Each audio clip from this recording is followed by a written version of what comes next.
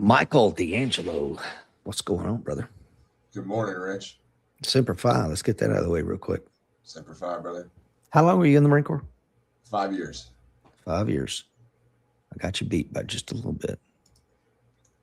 How long were you in? 23. Oh, yeah, just a little bit there.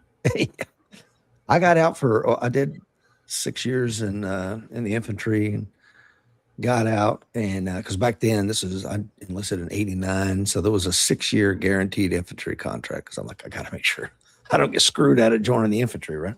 Sure, yeah. Now, I want to make sure my knees hurt later. That's right. And I got out, was a police officer in Tennessee here, and hated that, and ended up getting recruited back into the Marine Corps. And then I said, man, I'm at this point, I'm staying in. I've been out and I've been in, and let's just ride this train and see where it goes. Yeah, I hear that. Smart move. I kind of wish I'd have been able to stay in a little longer. Yeah. Uh, Guys and gals out there in Warrior Nation, I'll give you a quick bio on my guest here today. I'm very excited to be joined. Anytime I get to chat with another former Marine, I always look forward to it.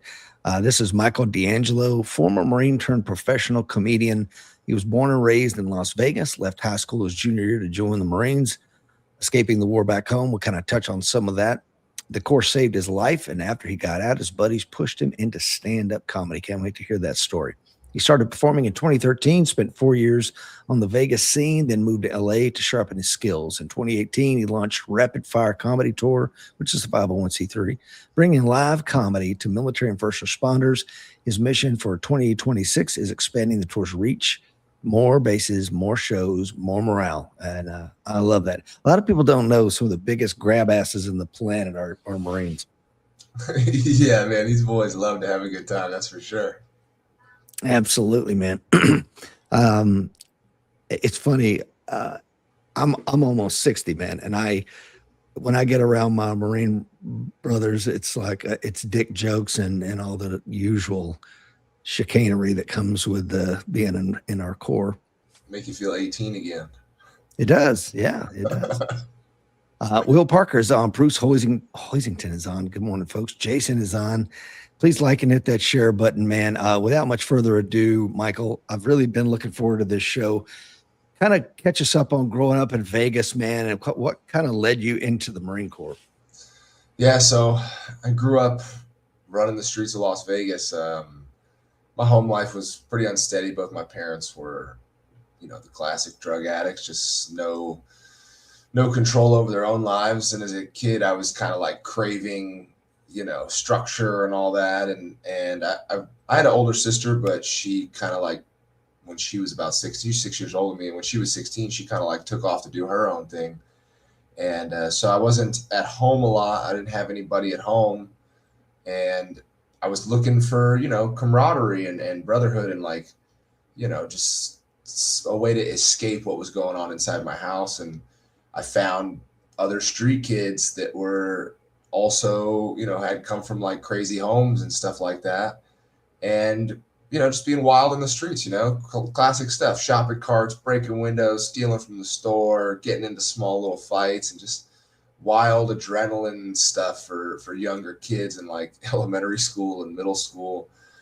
And then what happened is, unlike my friends, I really was craving like control and stability and structure in my life.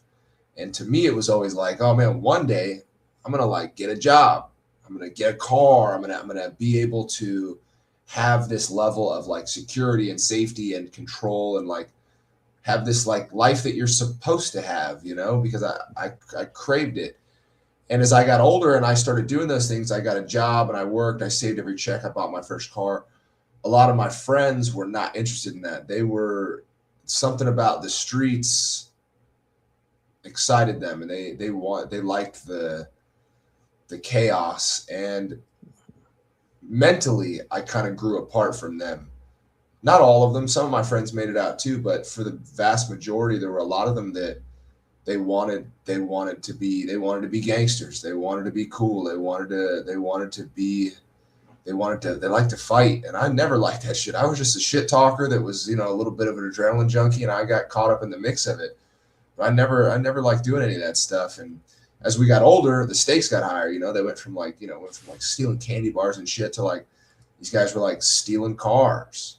Yeah. We went from like, drinking beer and like smoking weed to like these guys were like selling weed and then selling harder drugs. And they started getting, mixed up in like fights that weren't just us kids. They were like fighting adults, and guys started getting sent to like juvenile hall, and then they got sent to like youth camps, and then they started going to jail. And I'm like kind of seeing all this happen, and it's like this warning sign coming up for me. And I'm trying to figure out like, okay, what do I do to like make sure this doesn't happen to me? My dad was in and out of jail.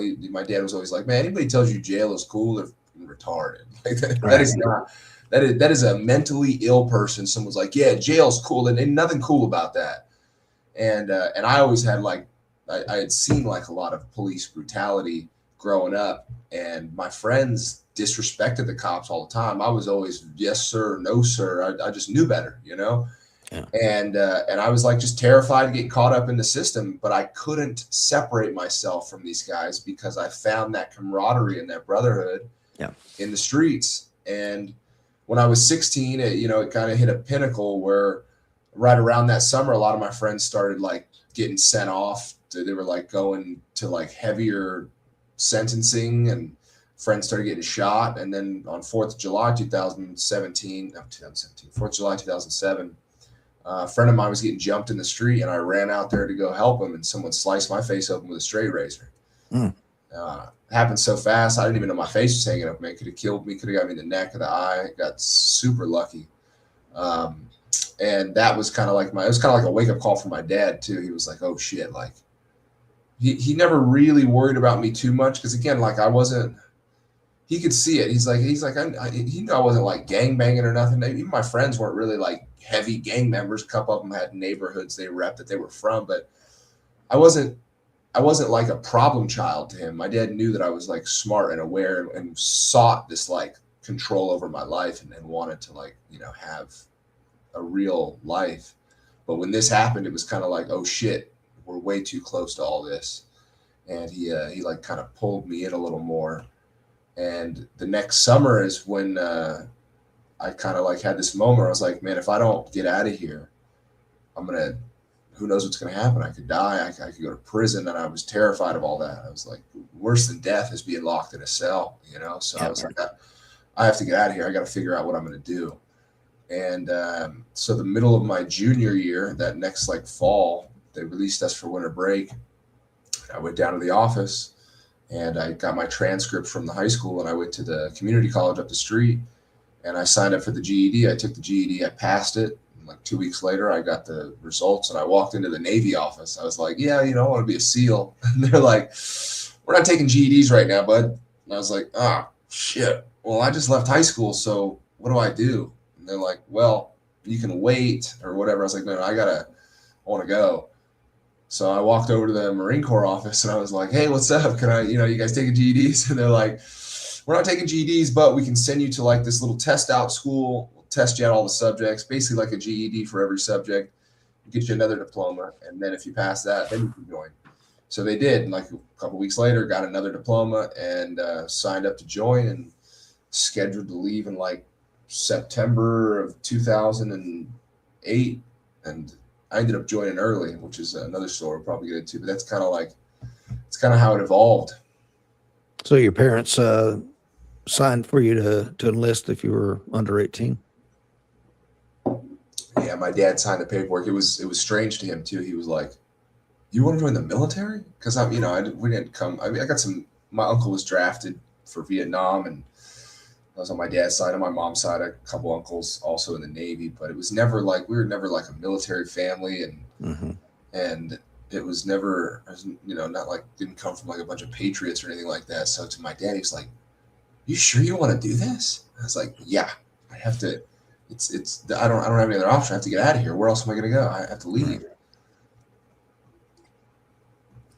Cruz is on Super 5, brother. John says, Ricardo. Jason says you didn't like the fight, so you joined the Marine Corps. I know, it's so stupid. That's so funny, because when I joined, it was just like, I ended up around all these like crazy people, and there were constant fights. But by then I was like smart enough to I avoided all that shit. That's another thing is I grew up around all the violence, so I'm like, even, to this day, like I can sense a lot of that shit coming. And I mean, most people can. Like, you can see when energy changes in a room. You can see when someone walks into a room that's a problem. And I just like, now I have such a like an affliction for it that I'm just like, I avoid that shit at all costs. It's so much easier to get away from it. I think, between like brainwashing in the environment and the media, whether it's TV or, this MMA culture, or just Yeah. being young and dumb, I think a lot of people invite that shit into their life because they think it's cool. They glorify it, but it's just not. It's not cool. The stakes are very high, especially when you're a kid and you fight. The stakes are low. You're a kid, but when adults fight, when adult men fight, the stakes are extremely high. And it's not cool. It's not. No, and of course, this show, the American Warrior Show, the podcast, the American Warrior Society, it mostly military and former law enforcement guys or current law enforcement. And, but the juxta of this whole thing is self-defense. And my business partner and I, we Marine Corps, police, we worked in prison. We worked on the special operations team inside of prison. So I've got a lot of experience in that world. We were bouncers for 4 or 5 years. But I would say that if you listen to the voice inside your head, maybe, but I have seen, man, so many people that like, you didn't see the punch coming. You didn't see that this guy was, the way his body interaction with you was just telling you he's fixing to punch you in the face. And I, more often than not, man, a lot of people are not tuned to it. I think you are, because of where you grew up. That's a survival instinct, man. You learn to read the cues and you see this going, where it's going. And I grew up in Memphis, and you, as a white kid in Memphis, you learn to read the situation pretty good, or you don't make it. But yeah, I think that one of the things that you said, man, that really resonated with me is growing up in a chaotic environment as well. I see people in that lifestyle, they either run toward the chaos because it's home to them. It gives them dopamine or whatever. Or there's people like maybe me and you, Michael, that like, I don't want no freaking part of that, man, that chaos. So I mean, I'm locking it down here, man. I got schedules and lists and everything. I abhor the chaos. How about you? Now that you've gotten older, are you more like, man? I mean, I'd be lying if I said I don't still have a little itch for adrenaline. That's for sure. And in fact, I do have to be very careful, and I have to be mindful, because when certain situations stir up, and it's kind of like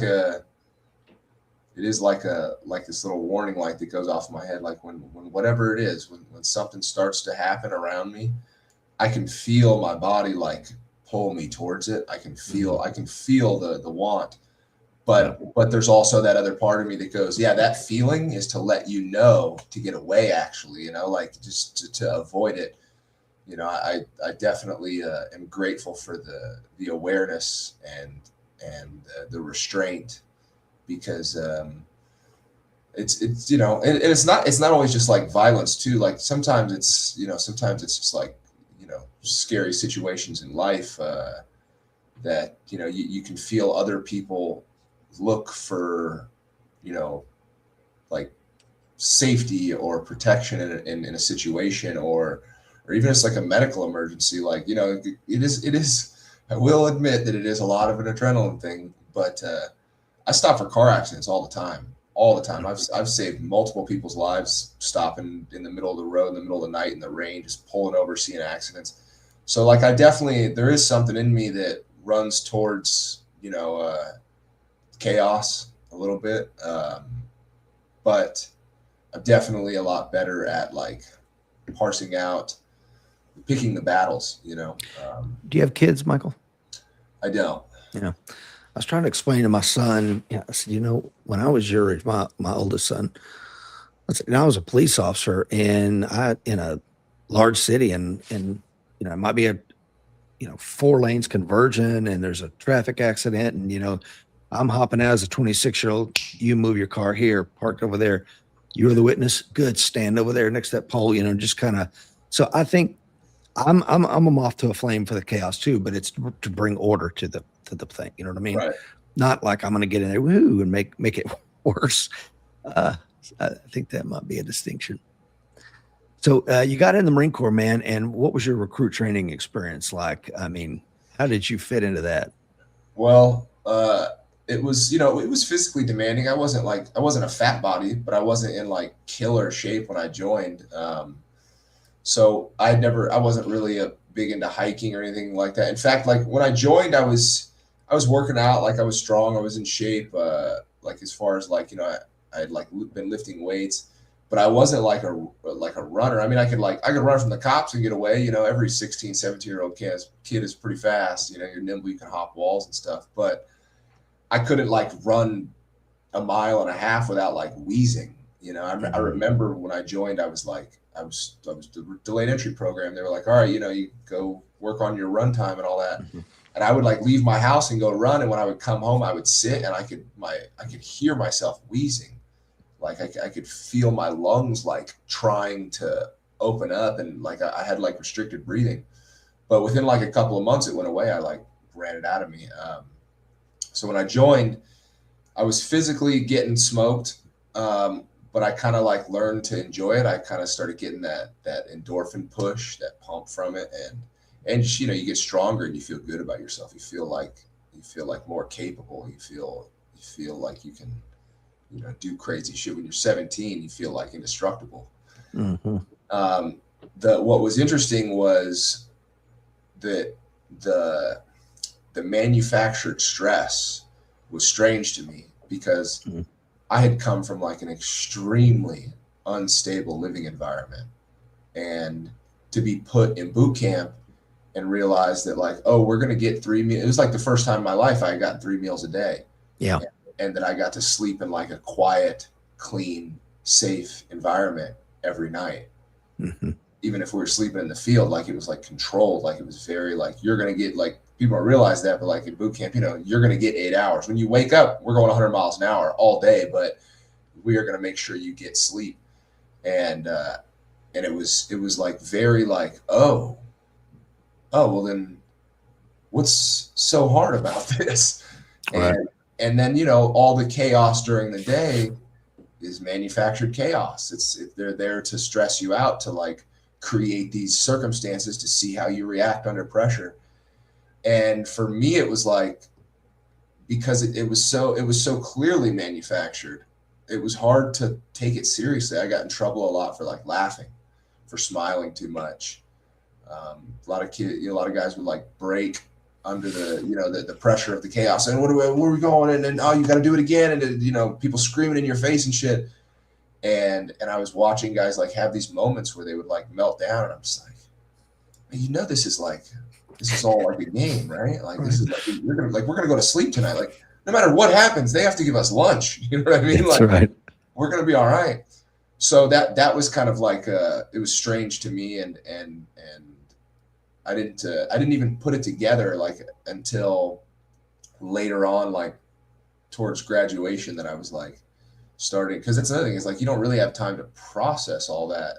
I did realize like I was very aware of like the steady meals and the sleep, but I didn't process like my background of like stress being a part of my experience there, and that was why it didn't bother me as much as it did everybody else to be put in those high stress situations. That's what, when I was a recruiter, I remember, kids ask us, so what do they feed us a lot, or is it part of it starving? And they screw with us when we're sleeping? I'm like, no, bro, you get some of the best sleep because you lay your head on that pillow, you're wiped out. You're not going to sleep. Yeah. Yes. Sure. And you're going to eat, and that's the thing. I'm so glad that they do that and don't monkey with that, really, because a lot of kids that are coming from a chaotic background, they're not used to getting really fed, the nutritional value. I mean, this one kid I put in, he mostly subsisted on like grape Kool-Aid, and because nobody was feeding the guy. Maybe you get some French fries every now and then, and he gets in there and you start feeding the kid good, and he just, gets in great shape. And I don't know, man. I'm so glad they do that. But so if I remember correctly, on one of the shows I saw you on, Michael, you said that you got your EGA on your 18th birthday. Is that correct? Yeah. I just somehow, man, the That's wild. timing, it's so strange that it worked out like that. I joined at 17, and literally the morning that we reached the top of the Reaper, and they tell you you're a Marine, and they put that Eagle Globe and Anchor in your hand, was my 18th birthday. I was like, what are the odds, man? Like, how did That's that work awesome. out? Talk about timing. But hiking up that damn thing, that was not a good birthday present, I'm sure. Oh yeah, I messed up too. I got new boots before we started the Oh, Crucible, so damn. like we're coming down off the Reaper, and I'm like in bad shape. When we get back to the barracks, I take my boots off, and my feet look like they've been in an oven. They're just blisters all over, and I can't even. I'm like limping everywhere. We go to the chow hall after for the Warriors breakfast or whatever, and they're like, just walk in the back of the formation. Like you're limping too hard. You can't walk in formation with us. Damn, bro. That was I a made bad it. call. And you were a machine gunner, correct? So you go to the School of Infantry after that or something like that? Yeah. I went home for like a week or so, and then I go check in Pendleton for machine gunner school, and that was much different. That was much different. Everybody, there's hazing all over the fucking place, but I was I was not I was not really prepared for the level of physical uh, discomfort. The hiking. So by then, I really enjoyed hiking. Like that's one thing that I did get from boot camp, like that, the endorphin push of like going up a hill and you're breathing and feeling all the blood in your body go from your legs into your lungs and just like getting that rhythm. I really enjoyed that, and I thrived in that. But the elements is what really messed me up.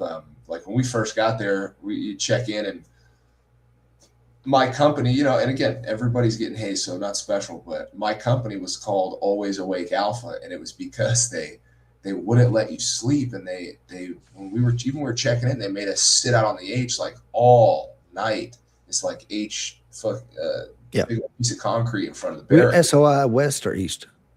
West, Okay. and it was like it was the most discomfort I'd experienced so far, and in the military, and I was like, okay, this is different. Like these guys, all the instructors are like these guys that were fleet Marines that come back from Fallujah and all that shit, and they're like they think it's their mission to like break us. Right.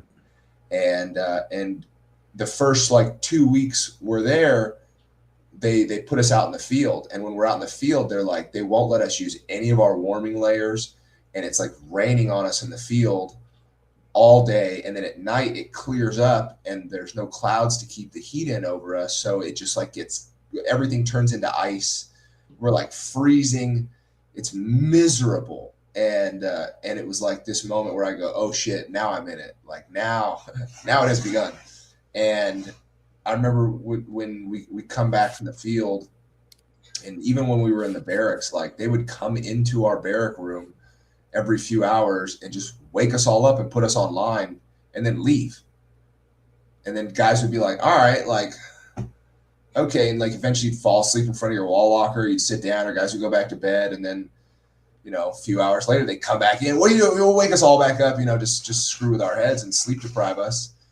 And it was pretty rough. It was pretty rough to the point where when they sent us home for Christmas, for like we got like 3 or 4 days, they sent us home, and when we came back, we had over 100 guys go UA. Like Damn. 100 people My didn't. God. And I'd be lying if I said I didn't think about not coming back, but I was like, what am I gonna do? I have to go back. Like, yeah. So I went back, and it was rough. It was pretty bad, but again, one of those things at the end of it, you like, I'm like stronger for this. They brainwash you, think they're like, oh, mentally, this made me tougher. This made me stronger. When it's like, no, that was it's kind of rough on you. That was it built you up a little, but also they were certainly hazing the fuck out of us.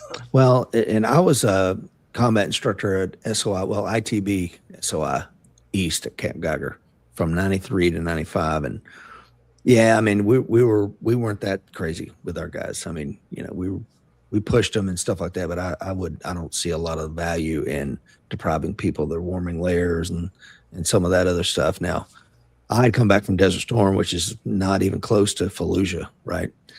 But as a combat instructor, you do feel like, hey, man, I just come from the fleet. I know what kind of product I wanted when I was a squad leader in the fleet, and I know what I'm going to demand from these guys, so that when I send a product over there to the fleet, it can have Sergeant Brown's stamp on it. You know what I mean? Right. And I don't want anybody calling me Brown. What the hell is this guy all about? Mm. You sent D'Angelo down here. What are you doing? Mm. Where did you go after that? You graduate, become a 0331. Where do you go? Yeah. So this is where I really start to lose faith in the Marine Corps in this point in my career, because when I joined, I'll say it was my own doing. I kind of did it to myself. I was in such a rush to join that I told my recruiter when he gave me my ship date, it was like for September something, and I was like, hey, like, just so you know, I'm ready to go. If someone falls out of this delayed entry program and a new position opens up earlier, I'll take it. I can leave right now. My paperwork signed. Like, I don't need to check in with anybody. I don't need to go home. If you tell me something opened up, I can go right now. I'll go right now. And sure enough, someone dropped out of the delayed entry, and they was like, he called me and was like, hey, instead of September, you can leave in like August if you want. I was like, done, let's do it. He goes, but you got to change your MOS, because I was originally like a motor T or something like that. I was like, okay, to what? He goes, you have to be a machine gunner. I was like, okay, that sounds cool. I'm down. He goes, and you lose your sign-on bonus. And I was like, I don't care. He goes, and you have to be a reservist. I go, oh, what's that? Shit. Yeah, he goes, oh, well, that's where, if you do like boot camp, machine gunner school, and then you'll come here back to Las Vegas, and you'll check in at Nellis Air Force Base, and you'll be with like a Marine unit out there, and you'll be in Vegas. And I was like, oh, no, I don't want to do that. I'm doing this so that I can get out of Vegas. I don't want to be reserve. And he goes, oh, well, you can submit paperwork to go active duty when you check in with your unit. And it's real easy. And I was like, oh, yeah? And he goes, yeah, plus if you want to be gone, like if you're trying to be gone a lot, your unit that you check in with goes to Iraq in like April or March. And if you go through boot camp and machine gunner school and you don't get recycled or mess up, when you check in with your unit, you'll check in like, I think it's like February or March. And he goes, you'll just go to Iraq with them. And he goes, what you can do is you'll submit your paperwork to go active duty before you deploy, because that paperwork takes a long time. He goes, but by the time you get home from your deployment, the paperwork will have gone through and you'll be active duty and you'll be able to, just go right into it. You won't have any downtime. And I was like, perfect. So I join and blah, blah, blah. And when I'm in machine gunner school, I'm starting to get word from other guys. Like, we're all getting our orders as like the last week comes in. And I'm realizing that I'm going to go home, and I'm like, oh, fuck, what do I do? And a lot of my buddies, a lot of guys I grew close with, were going to stay right there on Pendleton. Some of them were like recon guys, and they were like, yo, you should just come try and check in with us. Like, you should just come and try and get it all done now. Just change your orders and all that. And I tried to like talk to some of the instructors for recon, and they were like, nah, man, it's not that simple. You got to go check in with your unit. You have to go and deal with it there. And so I check in Las Vegas, and the first thing I ask them, I go, hey, I want to submit my paperwork to go active duty. And they go, no. I go, what do you mean no? They go, no, you have a billet here to be a reservist. You're not going to be active duty. I was like, well, my recruiter said. They go, no, you're not active duty. You're not going to be active duty. You're a reservist. You're here. And I'm like, oh, shit. What did I just do? All that for this? Like, what? Wait a minute. Like, this is not good. And then I'm like, okay, well, what's up with the deployment sort of thing? And they're like, dude, they started their work up in November. You're not going on this deployment. What are you talking about? And like, I'm like, oh shit. Like, I start having this like kind of like panic attack where I'm like, uh-oh, this was all for nothing. Like, I'm right back here. What do I do? And I'm standing in this room with, you check in and you meet everybody in the unit that's there. That they're like, most of the unit's gone, the deployment, and I'm sitting there with like the XO and the company gunny and everybody, and they're all telling me like, no, you can't can't go active. This is where you're at. This is your unit. And I'm like, okay, well, I didn't, I was uneducated on like requesting mass and all that. I was a young Marine, and I felt like everybody that was important was in the room. There was no one left to talk to about it. So I was like, shit, what do I do? Like, I started panicking, and someone in my life, I don't know who, but someone in my life was like, you should write a letter to the senator. And I was like, I'll do that. And I wrote a letter to Senator Harry Reid, and I was like, basically like pleading with the guy, like, hey, this is my story. I'm from Las Vegas, and I left Las Vegas. I left high school early. Like, I'm trying to change my life, and someone told me that I could be active duty, and now they're telling me I can't be active duty. I don't know what to do, and I don't want to be in this city, and I need help. I need to get out of here. I'm trying to change my life. Like, I'm young, I'm able-bodied. I just got out of machine gunner school. Please, help me go active duty. Thinking that I was going to get like orders in the mail. It was like, yeah, here you go. There's, go check in here, your new unit, blah, blah, blah. He didn't. He called headquarters Marine Corps, like, hey, I have a young Marine saying he's being treated unfairly. And they called my unit, and they called me in, and they ripped me. They chewed me out big time. And but it was like, it was this turning point for me with the Marine Corps, with my unit specifically, because they pulled me in this office, and they're all chewing me out because they were in trouble, because technically they should have let me submit my paperwork. They could have lost it or denied it, but they couldn't tell me, no, you can't submit, you can't apply to be, you can't, like, they couldn't deny me. And they were all like backpedaling. They were like, well, who told you this? And I'm like, bro, you guys were all standing in the room a couple weeks ago when we talked about this. Like, Right. you said no, and you were standing there, and you nodded your, like, everybody approved what she said. Like, I'm like, what are you talking about? You guys are bullshitting. And I kind of realized, I was like, oh, this is how this is gonna be, huh?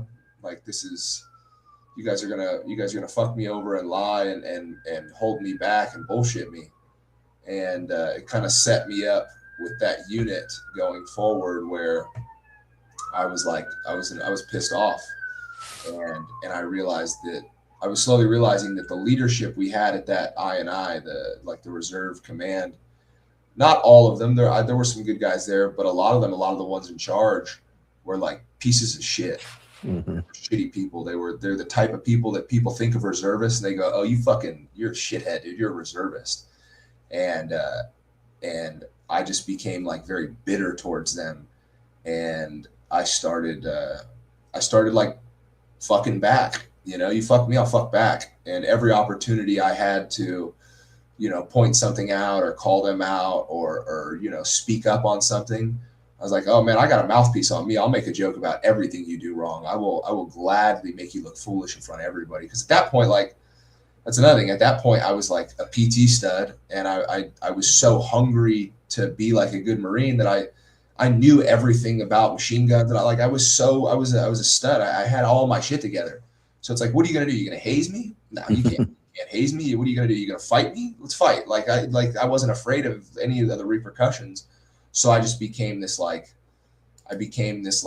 asshole to my leadership, and they kind of like, they treated me like shit. They punished me, and it was like this weird situation where, because it's reserves, what you get is a lot of guys that are on their way out of the Marine Corps. They come from the fleet, and they're doing their 2 years of reserve status. So I would meet these guys that were coming in from being with, whether they were like hardcore combat vets or just like Marines that had served like 20 years or 10 years in the fleet. And I would meet them, and they loved me. They were like, man, you're great, bro. Like, you belong in the fleet. Like, I got a lot of like validation from these guys, and a lot of guidance, and a lot of like help just generally as a young man. And as younger, some of these guys are like my best friends and some of my mentors now, like older brothers to me. But even they knew. They were like, yeah, this unit sucks. Like, the leadership here is bullshit. These guys are garbage. You got fucked, man. And it became, it was cool because I was connecting with people that were good Marines, but I was also being like held back and manipulated by these shitty I staff. And anytime I would apply for like a school, like I was like, all right, well, can I go back to like machine gun leaders course? I'd like to go back and do that. They would like right before we were scheduled to go, they'd be like, "Oh, sorry, we didn't." I remember this fucking company gunny. He'd be like, "Oh, you guys didn't get your blood work in time." You talk. Even the corpsman was like, "Blood work? Like, what are you guys talking about? Like, there's nothing like that." And they're like, "Oh, well, we'll see. You know, well, maybe not this time." Shit like that. Or you try to go to marksmanship school or something like that, and they just every time. And it wasn't just me; it was a lot of other Marines. They were constantly fucking us over, like just not sending us to schools and shit like that. And it was really upsetting, and it pissed me off. And I ended up like just doing what most Marines do when they're young reservists. Is I just like got into working security and shit like that, and I just like kind of sunk myself into work in Las Vegas, and I started working security. I started like an endurance fitness training company. I was working valet. I was like, that's the other thing is I took all this like drive to like grind and grow and be like and to try and improve myself, and I just sunk it into like working. And I would work like 120 hours a week. I would load all my clothes and uniforms into my truck and canned food in my lunch, and I would just like go from one job to the other and sleep in my truck between my jobs and sleep. I remember I would just put my truck in park at red lights and go to sleep and wait for people to honk and wake me up, and I drive off. And I just did that for as long as I could until they started like giving us they gave me, I got to go to like Bridgeport, went to Central America, and then I got to go to Southeast Asia. So I still got to do some cool stuff, but yeah, I had to like find this other balance in the civilian world to keep my mind going and keep myself busy, and not deal with the heartbreak that the Marine Corps had given me. A story as old as time, dating back to 1775. I tell you, man, we could share stories all day long, and that's why I got out. Anyway, I won't digress on that. I wrote a book about my experience in the Marine Corps. Yeah, as most people that watch the show know. It's the same thing, and I'm sure there's Marines out there getting screwed today, but that's what they do. So how in the hell do we go from being a Marine, machine gunner, reservist, working your ass off, security, endurance, and all the things that you've done to comedy? Because I'm missing the story arc where those two things converge. So I was, one thing that I really got from the Marine Corps was I kind of really got addicted to smoking myself. Like I got really into like, they say that, you're either a gym junkie, an alcoholic, or a Bible thumper, right? Mm-hmm. And I became like a gym junkie, and I just like, I really like prided myself on like being the guy that could just keep going. Like I really enjoyed like training myself for endurance, and particularly as a machine gunner, like, when you are doing training, like we're carrying the heaviest weight. We have the most physically demanding job.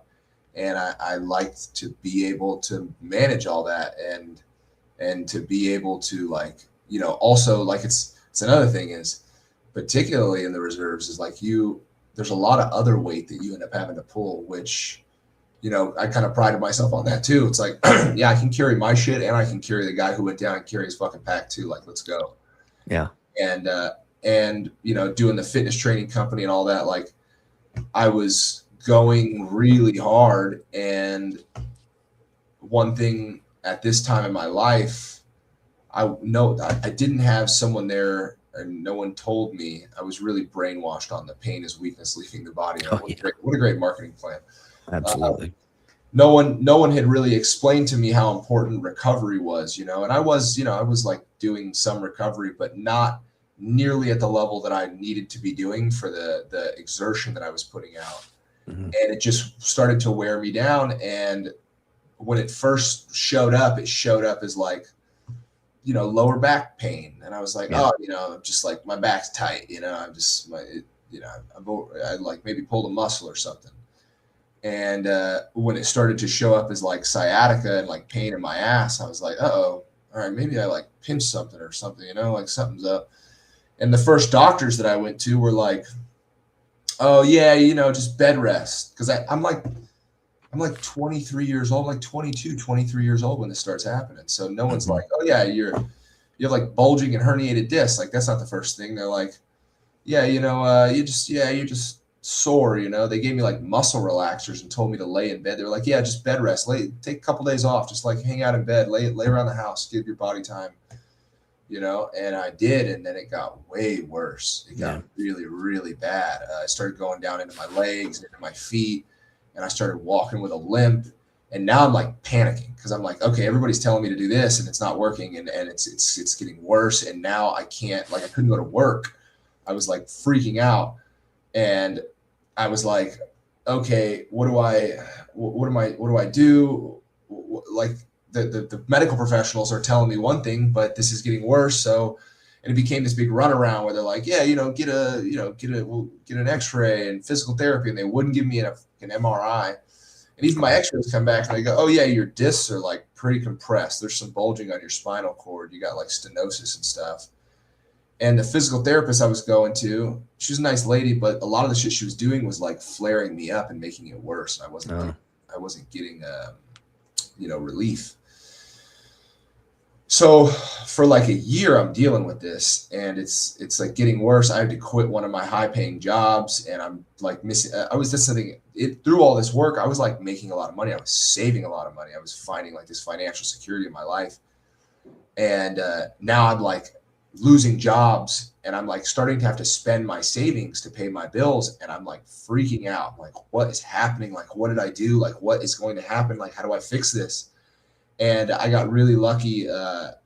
Eventually, there was a guy that I was working for, a very wealthy guy that I did security for. And he noticed, he's like, you've been gone. Like, where you been, man? What's up? And I was like, I'm having like back stuff, man. I can't be on my feet for long hours. I'm like walking with a limp. And he's got really bad back problems. And he's like, oh yeah, what's going on? And I talked to him about all of it. And he's like, I'm going to send you to my guy. And I was like, I can't afford that, man. I'm like doing TRICARE stuff. He's like, no. I'm going to pay for you. And for like a year, he paid for me to go to this physical therapist twice a week. And it like changed everything. It helped me so much. This physical therapist like taught me a lot about my injury. He helped me do the paperwork so I could go get an MRI, and just really changed the game on understanding what was happening and why, and how to deal with it and how to strengthen things, and just like let me know, like really help. It's one thing to have an injury, but it's another thing to have it and not understand what's going on, and not knowing like what the future looks like for you, and just help me like grasp that like, yo, this is going to affect you for the rest of your life, but it won't be bad every day. If you take care of your body and you listen to your body, you're going to have bad days, but you're going to have more good days than bad days if you can manage this. And through all of that, because I was such a laborious worker and I was really good at, like just working long hours and working multiple jobs and just really grinding, I had this moment where I was like, shit, like I can't do that anymore. All the doctors were like, yo, dude, you're 23. Like you're going to be in a wheelchair by the time you're 30 if you don't like slow down and take care of your back. So I like went into like heavy depression because I was like, all I know is how to like work really hard and just like grind through everything. What am I going to do? Like, I can't work physically demanding stuff anymore. What am I supposed to do? And I was like, I'm going to have to get like a white collar job. Like I'm going to have to like get into sales or something. And I was like, I don't really know how to like talk to people that well, like I can't work in like a very professional white collar setting. And I was like, shit, well, I can like figure out a way to like, I don't know, what can I do to get better at this? Like I started reading like self-help books. And I was like, I could go to like an open mic because I had always been interested in stand-up comedy and I've been writing stuff for a long time. I've always like written jokes and stories and stuff like that just for fun. And I was like, I could take one of my notebooks and go to an open mic and just work on like talking in front of a group of people, and like just getting the nerves out of the way. So I went. I was like, I found a little open mic, this little dive bar in Vegas, and I went down there and I signed up, and it was wild because up until this point I had a very wild life. I had been in a lot of like crazy, scary situations, and I'm waiting to go up on stage for this damn open mic, and I can feel my adrenaline pumping so hard, that I'm like about to piss myself, to the point where like when you're waiting to go up, they'll tell you, you have like, all right, you're in the hole, meaning there's like 2 more people, and then you're on deck, meaning you're next. So I'm like, they're like, all right, 2 more people, you're in the hole, and I'm like, I gotta piss. So I go to the bathroom, I piss, and then I'm watching the comic, and they're like, all right, you're on deck. And I'm like, all right, I gotta piss again. And I go to the bathroom and I piss. It's not a lot of piss. I'm just like, all right, I come back and I'm watching, like, all right, 1 minute, he just got the light, you're about to come. I'm like, damn, I gotta piss again. And I go up on stage, and I don't like piss myself outright, but literally I'm walking on stage and I can feel myself pissing my pants a little. I can feel piss coming out, and I'm like, what the fuck? Like, I've never had an adrenaline dump like this before. Right. I go up, I do my set. I didn't have like this amazing crusher set or anything, but I had a good time and I had fun. And I got off stage and I was like, whoa, that was legal. Like, that was free. I'm not in trouble. Like, I like doing this now. Like, this is cool. And even then at that point, it wasn't like, oh, I'm going to be a comic and this is what I want to do with the rest of my life. But it was very much like, oh, I want to do this now. Like, this is fun. Like, this was awesome. When I was preparing for your to chat with you, I showed my wife. I was on your Instagram. I said, "Yeah, this is Michael. I'm chatting with him tomorrow." And I showed her one of the chick stick scars. Oh yeah, and yeah, that was pretty damn funny. And it's something I'd never thought about. Can you explain what I'm getting at, Michael? Oh yeah, the scar thing. You know, when I got my face sliced open, I was in this ambulance, and this paramedic pulls the rag off my face. He's like, "Oh shit, man!" He's like, "Dude, you're gonna get so much pussy." He goes, "Chick stick scars," but what he didn't say is what kind of chick stick scars. You know, no one ever talks about that. There's no TED talk on that. You just gotta live that life, you know. And I attract a very like masculine, tough woman, very tough, masculine women. And it's like, it's fine. You could be tough, right? If I'm getting jumped, jump in, you know. Yeah. But I don't need you to win, baby girl. You know what I'm saying? And it's like everywhere I go, people put that energy on me. You know, people definitely try to like, they put me in that category. And it's between the scar and my dark features. And, you know, I realize that I come off like, even though I'm a comic, I come off very serious. I have a very serious look on my face a lot of it. And I'm trying to change that. I really do want to be like, you know, particularly in an industry where you have to like meet new people and grow and network. It can be difficult to connect with people. It can be really hard to build relationships. People think I'm unapproachable and they think I'm like this mean guy, where it's like, no, man, people who know me know that I'm like a sweetheart. Like, even, you know, that's another thing, is like, I'm having a really hard time in my romantic life, because all the nice women that I want to be with, they meet me and they get around me, and they before they don't really give me a chance. They don't get a chance to get to know me. They just assume that I'm like this really rough, mean guy, and that I'm scary and I'm serious. And it's just hard. It's everybody thinks it's blowjobs and cupcakes, but it's actually pretty lonely, and it's really hard to you know, soften yourself up between the Marine Corps teaching you to be a hard target and just growing up in a neighborhood where smiling was frowned upon. It's been really difficult to like make myself available socially and emotionally to people, so that people feel comfortable around me to be my friend. No, I hear you. And Dr. Fuller's on. He's a retired FBI agent. He says, very Lucky Luciano vibe, run with it. And Will Parker says, you know, in your comedy, do you do deadpan? And the stuff I've seen, no, that's not the case with you. No, not deadpan. I mean, there's some stuff I could deadpan and do, you know, I've definitely experimented with it, and I have maybe some instances where I use it. But no, a lot of my stuff is just like crazy stories, or it's funny, like I write jokes, you know, I write like setup, turn, punch, you know, things like that, act out, point of view. But a lot of my stuff is I don't have his style at all, but it's the only word I can use to describe it. Like George Carlin used to do ballads. He used to do monologues. Like his was less of jokes and like, here is this thing, here is this opinion, this point of view, this thing I'm describing to you, this thought that I'm having about this thing that I'm thinking about. Yes. And at the end of it, you can clap and you can laugh, you know.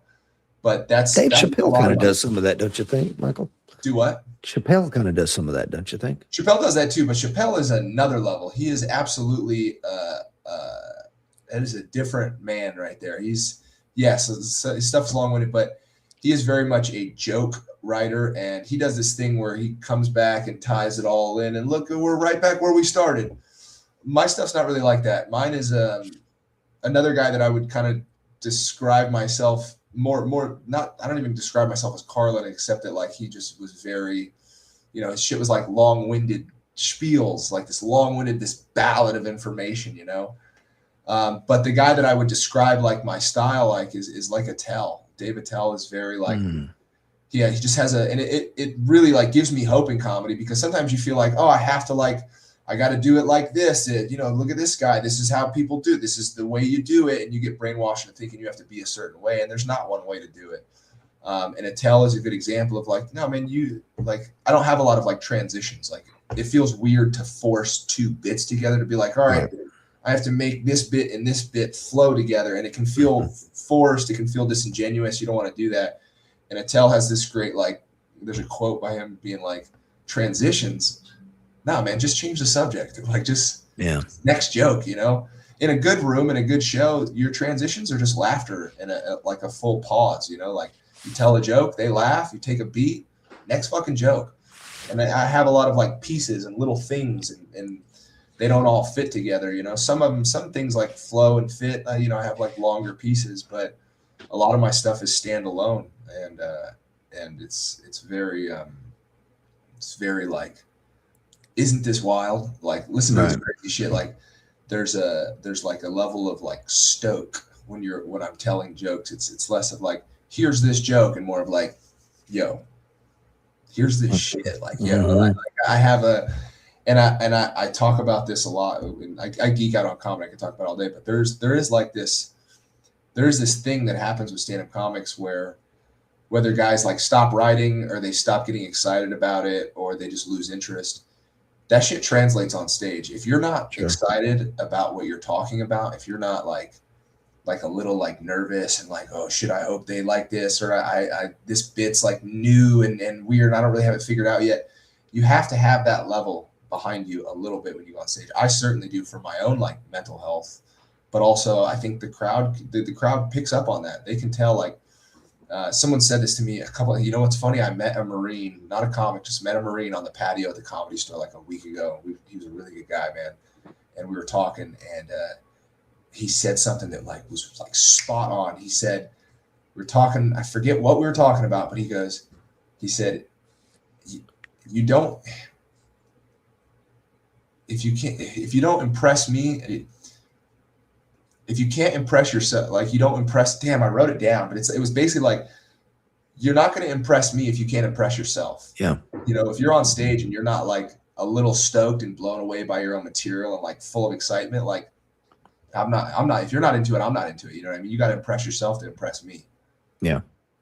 No, I love that. And I really want to get into your, kind of like, who were your influences? You mentioned Carlin, whether he's an influence or not, we'll get into that. But I also wanted to ask you, like, going back to your overall appearance and the Lucky Luciano vibe, I mean, have you considered going into acting and really use that energy, that look that God blessed you with? It's not easy to get into acting out here by any means. Are you in LA right now? Yeah, I live in Hollywood, which is weird. I never thought I'd be living on Hollywood Boulevard, but I live right on Hollywood Boulevard. And, the acting game is like something else out here. Like stand-up is one thing, and stand-up's hard enough to like get good at and get in the mix and get opportunity. And acting is its own culture. It's its own social circle and all that. And when I first got out here, I took some acting classes, and I have friends who are actors, and I started getting in the mix, and I realized that like I sure I'd like to do some acting. Like you said, I got the look. It makes sense to do it, but there are people in the acting world that it's like when you meet these actors, like they really care about it. These people are obsessed with it. It's their life, and that's how I am with stand-up comedy. And what we get in stand-up is we get a lot of these actors coming into stand-up trying to do stand-up.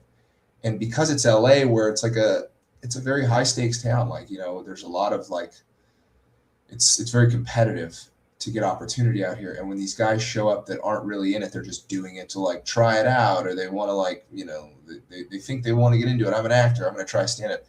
They're very much in the way, and they're very much stealing opportunity from us. And when I started getting into acting and I was meeting all these people that were like very serious about acting, I felt like I was kind of in the way, which, you know, maybe a mistake to think that, you know, but I couldn't take it as seriously either. I wasn't, my heart wasn't in it.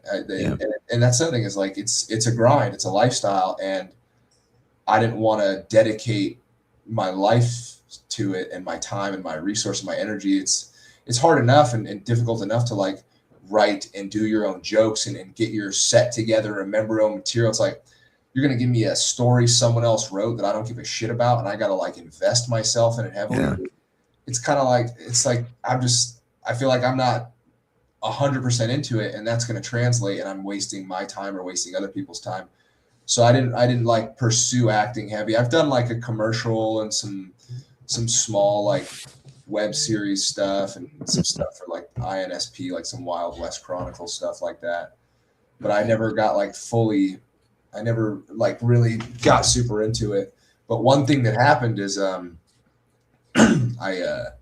started doing characters when I was working as a door guy at the Hollywood Improv. I got hired as a door guy at one of the comedy clubs out here like 4 days after I moved to LA. Mm. And I like doing like accents and shit like that and screwing around. And when you're a door guy, you're meeting new people every night. Like people are in line. You're constantly dealing with people, like, you know, greeting people and welcoming people in the venue that they don't know you. So I would do like different characters, like just like Russian or Middle Eastern ambiguous accents, and people look at me and they don't question it. They're like, "Yep, that's that guy. That's what that guy sounds like." 100%, yeah. And really, because of my, you know, my scar and my features, like I could do almost any accent. People are just like, "Yeah, I guess that's what that guy sounds like." Yeah, that makes sense. You know, they don't. There's so much going on physically, they don't think to question the way that I'm speaking. You know what I mean? And I just had a real big opportunity working there to do that, and I like. Not perfected, but I really like built a little repertoire of a couple of characters that I would do. And I started doing, I was like, oh, you know, I'll like do a couple of like character monologues and put them on these casting sites. And I shot like this Russian character, Middle Eastern ambiguous one. And I never did anything with it. I put it on like a casting site and it never got me booked and whatever. But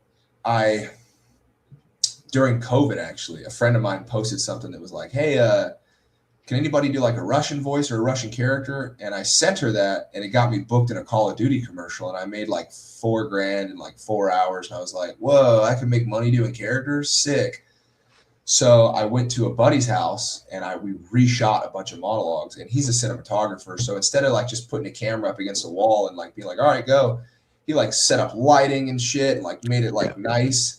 And I did all these 4 characters. I have like an East Coast guy, a bro, the Middle Eastern dude. And at the time I was doing like an Australian priest too. And he just let me like run. He just like turned the camera on and I just went. And it wasn't so much like monologues, like movie monologues. It was my materials, like jokes and bits and stories and crazy shit. And like, here's this little thing. And we went through and we cut them all up and I put them on the casting sites. But because we had so many of them and they were all shorts, like, you know, 30 seconds to a minute of just like, here's this monologue, this piece.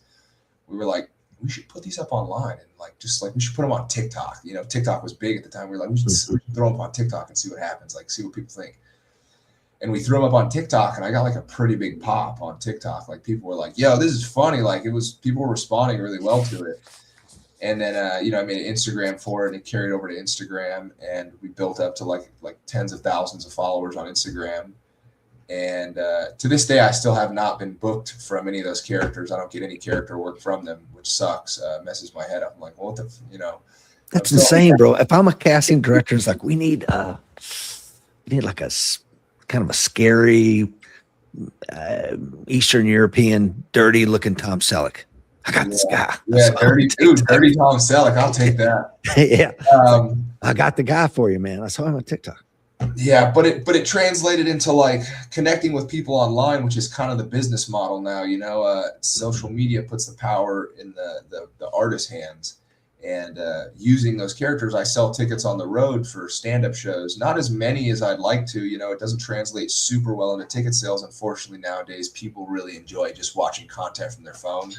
And they don't go, oh, like, okay, yeah, let's go to this live show. People want to sit on their couch and look at their phones. So it's hard to get it to translate into ticket sales. In fact, now that's why I'm trying to build because I created a page for those character things, and it's character stuff. So people don't look at it and go, oh, that's stand up. I'm a stand up fan. I like stand up. I'm going to come to a show. They see it. They just think it's a character thing. It's funny. Yeah. And so now I'm trying to build my personal page up on Instagram. By the way, it's Michael the Angelo, if you're listening. So go follow me on Instagram. But I'm trying to build that up with stand-up stuff so that people know I'm a stand-up. I've been doing stand-up 12 years, and I'm trying to get the industry to pay attention to me and build up my personal page so I can get some more work and find some representation. Because that's what I would really like. I would like an agent and a manager and someone that can help me find road work as a comic. And then, even submit me for acting stuff and shit like that. I'd love to be able to do that. But it's it's really hard. Tommy Flanagan, brother. Tommy Flanagan did it. And I think, you'd be, a perfect fit for something like the Mayans or Sons of Anarchy kind of spinoffs like that, where, you certainly have the look and the charisma, which translates really well through your comedy. But who are your influences, man? Who are your comedic influences? Do you have anybody like this dude's the GOAT? Yeah, there are many. Dave Attell is that guy really does set the bar for the style that I do. That is standalone pieces and just next joke, next joke, next joke, and it's just wild. He talks about crazy stuff, so he definitely inspires me. There's another guy, East Coast guy, which is similar. His voice is very similar to Dave Attell's, and his name is Big J Okerson. He's more of a crowd work guy, but he's filthy and wild, and I really look up to his ability to screw around and talk about crazy shit with the crowd, and there really are so many others. There's countless. One of my favorite comics, his name's Andrew Santino, and he's I guess his style would just, I don't know, it sounds weird to say, I'm not downplaying. It's a normal style of stand-up, but he's so good, it's hard to explain somebody's style. His ability to just talk shit, and he's a great joke writer, and I just really like him. He's a great comic. There's a guy named Amir K who is he's an A comic. He's incredible. He's one of the greatest comics in the world, if you ask me. But he's one of those guys that for whatever reason he just hasn't. I don't know. He's doing fine. He's great tours. He makes money on the road. He's a successful comic. But he's one of those guys you watch. You're like, man, how are you not king of the world? But he has these him specifically. He's got this skill, and we call it I call it the fuck around skill. His level of play is really high. Someone else that has that level of play that, shall not be mentioned anymore. People don't like him because, the mistakes he's made. But Chris D'Elia, say what you want about the guy, but his level of play on stage, the screw around, the ability to get lost in what you're saying and be excited about what you're talking about and be goofy and make yourself laugh and joke around, that is really, it really, really translates to a crowd, and it makes stand-up so much more fun to be able to lose yourself in the material that way. And it's really important at the beginning of a set too. I feel I'm such a writer that I get caught up in I'll get on stage and be all right, so boom, and I'll just go right into a joke. Whereas the first 20 seconds, 30 seconds you're on stage, I kind of relate it to a scramble. It's the first 20 seconds of a fight, or the first 20 seconds of hooking up with a girl. You kind of don't know how it's going to go, and you're trying to figure out the flow, and it's it's very nerve-wracking. But Amir has this really, really good skill where he's kind of just screwing around. It's not so much crowd work as it is just being playful in the room and present, and just kind of talking about what's happening in the room, and he transitions into his material so smoothly that you never see it coming. You watch it set and you go, when did he go into his material? I never saw him switch over. He was just screwing around, and now he's telling jokes, and it's just a beautiful smooth flow that really walks the audience into it gently and can make it fun. And that's another thing too, is I was certainly didn't know early on when I was a kid and I first watched stand-up. I didn't know that a lot of this shit is written and rehearsed. And even crowd work guys, they have their go-tos. Crowd work seems oh, it's all off the cuff, and a lot of it is they're for each person they're riffing, but also like they've been doing it long enough that they have go-tos. They know what they're doing. They have their preloaded shit.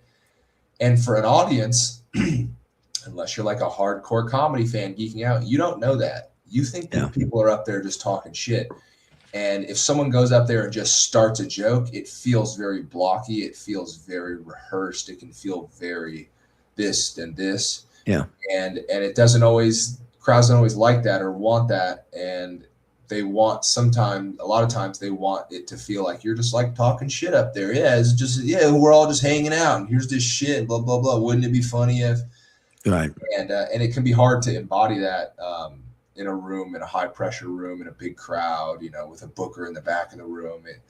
And it's one thing that I've gotten more comfortable with. And I've certainly, gotten better at relaxing and being present and being able to like receive the gifts that the audience gives you, whether it's the way people are dressed in the front row or the way they laugh or the way they don't laugh or what they heckle with versus just being like, oh, that person heckled, shut the fuck up. It's like, yeah, but what did they say? How did they say it? Why did they say it now? Did they heckle earlier? Being able to like use and be playful and be relaxed enough to like not put the pressure on yourself to be funny and just be there to like fuck around, because that's what we're in a comedy club. Like it's, if you have one place to have space to like screw around and make mistakes and make jokes, like it's there. Yeah, I love Bill Burr. I think he's one of my current favorite right now. But anyway, I've seen him in concert a few times, and I'll never forget. Like he has, and you comedians have the ability of, what's that lady's name?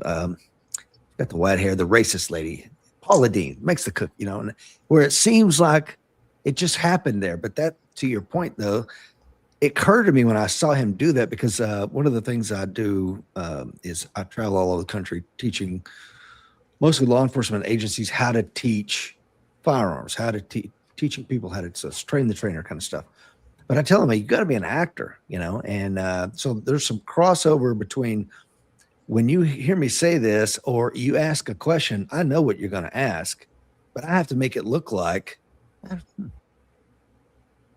yeah, Sarah's got a great question here. You guys heard it. Her question was, and I've heard the same damn question 1,000 times, but instead of shutting it down, it's like, let's have some fun with it and riff with it and act like, wow, this is spontaneous. What am I going to say? Because if I just go 2 + 2 = 4, moving on, it's like, yeah, it has to feel, yes, it has to feel spontaneous. That is like a part of the magic for crowds.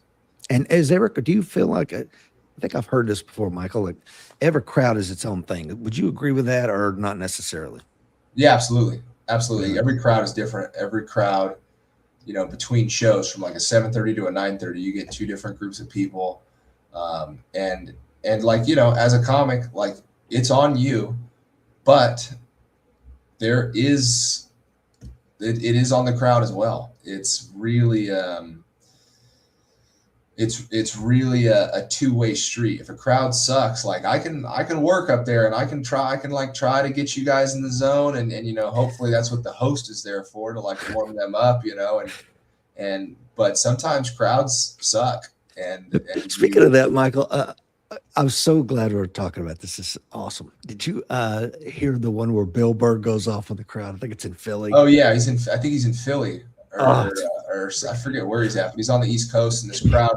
What happened was there was a comic that went up. That's he's like an old head in the game, like a respected guy. I think it was Dom Herrera, and the crowd was like heckling him or being shitty to him. And what'll happen sometimes with shows is if a crowd sucks bad enough, or like particularly with hecklers, if there are hecklers in a crowd that are fucking up people's sets, at some point in the lineup, there's usually a comic that is like, all right, my sets, I'm not even going to be able to do my set. I have to go and I have to rip this fucking crowd a new one. Like I have to go and shut down these hecklers. I have to fix this fucking show, and I have to sacrifice my set to do it. Yeah. And that seems kind of like what happened there. Bill was like, all right, fuck these guys. You guys want to be assholes? Good. Cause I'm an asshole and I'm about to shoot it. I'm about to fuck back. Yeah. And guys and gals out there, if you're listening to the podcast, do yourself a favor, go find that on YouTube, man. It is fantastic. He just goes on a rant, which is legendary. But yeah. So Jeff has a great question. It says, how did you go from amateur open mic guy to doing it full time? And maybe add on to that. I remember the first time I went to the comedy store. I've been there several times out on Sunset, and just, is it still on Sunset these days? I mean, yeah. And you could feel like you're in a very special place. And I would imagine for you, man, it's like going to church or something. What was it? So if you could answer Jeff's question, then also add on to that, what was it like the first time you performed there? Um, well, if I'm being honest, I'm not a full time comic. Unfortunately, I'm still in this grind, and I'm not paying my bills with stand up yet.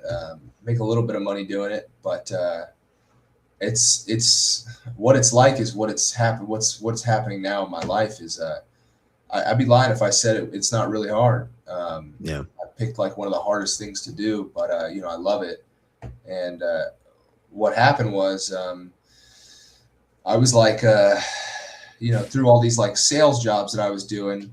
At one point, I was in NorCal, like living in my car, doing door to door sales, and not realizing that people didn't want to let me in their house with a scar on my face. People weren't answering their doors. And I'm just sitting in my car like, damn, dude, like I know how to work hard. I know sacrifice. Like I should take all this and put it into something I'd like to do. And I had been doing like bar rooms and open mic scene in Vegas for a couple of years at this point. And I was like, I should like lean into stand up, man. I should do something I like to do. And I literally started my car up. I drove home and I just started doing stand up as much as I could. Every bar room I could do, all the open mics, just working and writing and really falling in head like all the way into it and really developing myself in Las Vegas. And what happened was I started coming to LA once a week to take classes. I was taking like writing classes. I got into improv. I started taking improv classes, and I was helping a buddy produce a comedy show weekly in LA. And I would stay here for like 2 days and just sleep in my car. And I did that for about a year. But what would happen is I would go hang out at the Comedy Store at night, and I would sit in the back of the OR, the original room, and I would watch these guys who were like huge now. I watched Theo Vaughn and Tony Hinchcliffe and a lot of these guys like work in this late night room, this room that people have been watching comedy for 4 hours. They're drunk, they're foreign, they're rough, they've heard all the premises, and to watch guys go up in there and get them and still get them with original material and good delivery and just like genuine like comedy. And I just realized I was like, oh, I have to move to LA if I want to get better. Like I've hit my barroom ceiling in Vegas. So I moved to LA, and I at the time I owned a condo in Vegas. So I was like, I'm not going to like pay mortgage in Vegas and rent in LA. So I was like, I'm just going to live in my car. So I moved out to LA, and I lived in my car for like 4 years. I got hired as a door guy at the Hollywood Improv like 4 days after I moved there. So I like kind of like got swooped up right into the game, and I got to watch comedy every night, which was great. It's constantly like watching all these really good people and also some bad people get on these big stages and just realize like how I wanted to be, how I didn't want to be, really like comparing yourself to these very high standards of what comedy was. And, just trying to develop myself in LA. It's another thing. I didn't move to LA to get famous or to be a big actor. I moved to like get better at stand-up comedy. And I have for the past 8 years, I'm 10 times the comic I was. But kind of leads me into a very important thing. When I got out here, I was not met with a lot of warmth, because I look like this and I'm a straight white dude and I was in the military, and I was like a ballroom comic. So I talk about a lot of crazy, wild shit. People were not friendly to me. Really? I did not get a lot of stage time. I was not welcomed into the LA community at all. And I had this moment where I was like, fuck, man, I moved out here to develop, and like I'm taking classes and I'm getting on some shows and I'm watching comedy every night. I'm at the Improv. So I'm like, things are good. I'm learning a lot, but I'm not getting much stage time. And I realized all my buddies in the Marine Corps are the ones that were like kind of echoing like, yo, man, you should do comedy. Like, you're funny, dude. Like if you don't try stand up, you're wasting your life. And so I sent 400 letters out to Marine Corps units. And I was like, hey, I'm a Marine. I'm a comedian. I'll come perform for you guys anytime, any place. And I got the first show, Cinco de Mayo, 2018. I went out to this unit, and I went alone because I didn't know I was like, I could bring some other comics with me, but I was like, this could get canceled. This could be weird. Like, let's just go and see how it is. And I went and I did 45 minutes for like 250 Marines, and they treated me like I was fucking Dave Chappelle. And I was like, oh, this is my crowd. Holy shit, this is what I'm supposed to be doing.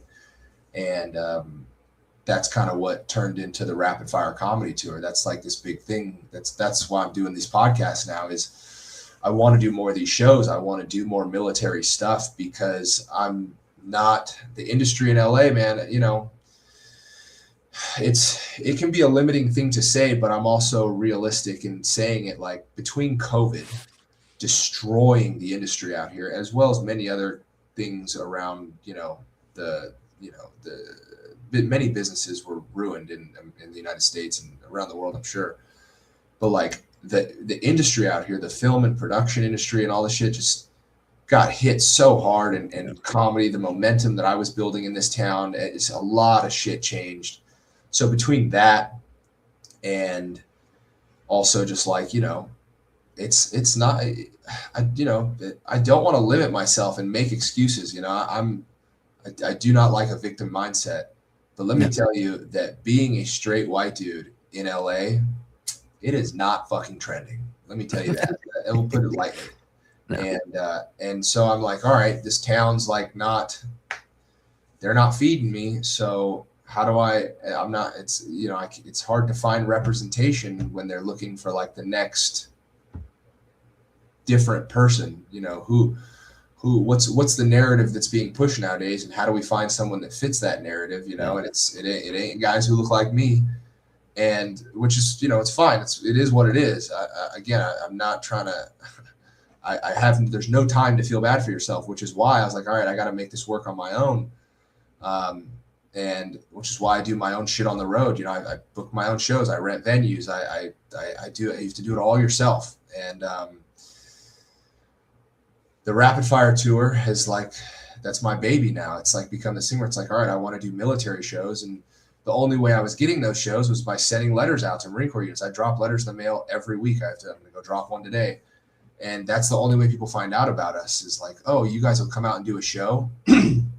And now I've like taken upon myself to be like, all right, man, I want to do more of these shows. I would love to just be able to do like, 52 shows a year or whatever. What about the USO, going on the road with them? Have you looked into that? I mean, obviously that would be incredible, but the problem is it's not as simple as just like sending an email out to the USO or calling them. I do that every year. I reach back out again, and you're met with the same thing. Oh yeah, thanks for reaching out, blah, blah, blah. It's all about who you know and people finding you and wanting to book you. And it's a very much a connection and networking thing. And that's part of this podcast tour, is a lot of people don't know who I am. They don't know what I'm doing. They don't know that I'm performing for the military, that I want to be in this industry, and I want to connect with people and do more shows. So my heart is like bleeding for the work, man. I have the work ethic. I have everything you need. I have the equipment. I have the skill. I've been doing this for 12 years. I'm in love with it. I just want more shows and more opportunity. And these podcasts are like it's like the lifeline. Please, connect with people if you're hearing this, and people that, have connections with these bigger productions like the Rapid Fire Tour. That's the thing, is I hit up Armed Forces Entertainment, GI's of Comedy, all these groups that already do this, and they have their good old boys club, which makes sense. I'm not mad at these guys. Yeah. I have my group of guys that I work with now. When I do these shows, I bring a group of my friends out on the road, but it's like, also it's not so much like comedy groups, but there are like organizations that put on events for the military and run these events on bases and at certain camps and stuff. And I would like to meet those people, and I would like them to know who I am, and that I would love to come out and talk, and not just that, but all kinds of events. I did a podcast with a guy, AJ Pashuti, for Combat Story, and he was telling me about an event he went to where some big comic came out, and it's like a military event, and he like came out to do 10 minutes to like warm the crowd up before the event, and he fucking bombed because he couldn't connect. I won't say who it was, but it was a pretty big comic. Really? At least in my circle group he is, and he bombed because he couldn't connect with the crowd. He was out of his depth. And he had like a meltdown on stage because he couldn't get him, and it was terrible. And then the national anthem they did after, he didn't stand up for it. Someone had to be like, yo, dude, stand the fuck up. and it just breaks my heart because I'm like, dude, like I would thrive in those things. Yeah. And even like the shows that I like, the first show I got that the Marine Corps paid me for, I did the 9th Marine Corps District. They had a year-end all-star conference in Wisconsin, and they brought me out. And I remember the guy saying like, yeah, man, we reached out to a bunch of comics and no one got back to us.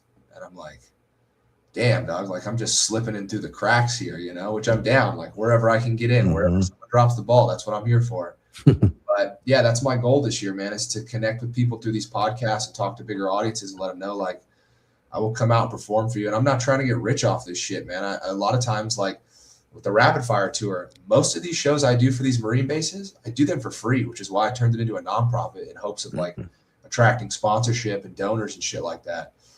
But, you know, I just, it don't take much to cover transportation and boarding and stuff like that. And God forbid I make enough money to like pay my bills doing the shit. And it's like, that's another thing too, is like all these units and all these organizations, they have money for entertainment. Like that's a part of the budget. MWR. Yeah. That's what Tony, who's a former Marine, says. Yeah. Morale, welfare, and recreation. They have giant budgets and they should be using them. Yeah. And, you know, I try to connect with them and it's, you know, it's just not as easy as you think. People, oh, why don't you just email? Why don't you just, and you do, but you know, they don't get back to you, and you just follow up and you wait, and that's the game that I play. And you know, sometimes I get the shows that pay, but it's far and few between, and I'm trying to build it up, trying to get more. Well, I'm so glad you came on today, Michael. It's good to learn about Rapid Fire Comedy Tour, what you guys are up to, and just speaking to the way you have to. You know, like a military crowd is definitely different. Hell, when Bill Burr came to Nashville a couple of years ago, he said some really alienating stuff. And, you know, here in Tennessee, we're very pro-military, obviously, here in the Bible Belt. And he said some negative shit about veterans, man. And I mean, that whole Ryman Auditorium you could hear a pin drop. And he ended up cutting it out of his set that ended up on Netflix. And it just wasn't funny. And it didn't land well with anybody that has respect for the service. But is there a place, where can we follow you? Where can we track you, man? I'd love to see you in person. Yeah. So the best place to find me, you know, nowadays Instagram runs the world. If you go on Instagram, my handle is Michael the Angelo. So Michael THE Angelo. That's like the best way to find me. But also we have a website for the Rapid Fire Tour. It's a long name, but it's rapidfirecomedytour.org. And you can learn all about the tour on there, and you can connect with me on there. But yeah, those are the two main spots to hit me up and book me and talk to me about what's going on or anything like that. You can go to the Rapid Fire site. You can donate to us, things like that. Yeah, that's mainly it.